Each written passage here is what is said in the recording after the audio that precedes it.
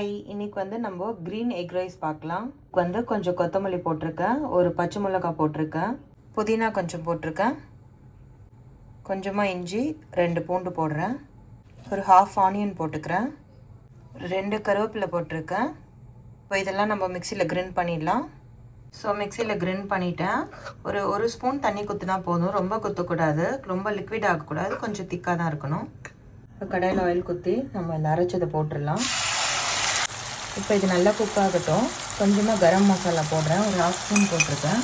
இது நல்லா சிம்மில் வச்சு நம்ம 2 மினிட்ஸ் குக் பண்ணால் தான் பச்சை வாசனை போகும். ஸோ இப்போ குக் ஆகிடுச்சு. நான் 2 எக் இதில் உடச்சி ஊற்றிருக்கேன், மிக்ஸ் பண்ணிக்கலாம். இப்போ நல்லா குக் ஆகிடுச்சு. நான் ஒரு ஸ்பூன் சால்ட் போட்டுக்கிறேன். இப்போ ரைஸ் போட்டுக்கலாம். உங்களுக்கு என்ன ரைஸ் வேணாலும் நீங்கள் போட்டுக்கலாம். இப்போ நல்லா மிக்ஸ் பண்ணியாச்சு. இதுக்கு மேலே கொஞ்சம் கருவேப்பிலை போட்டு சர்வ் பண்ணால் சூப்பராக இருக்கும்.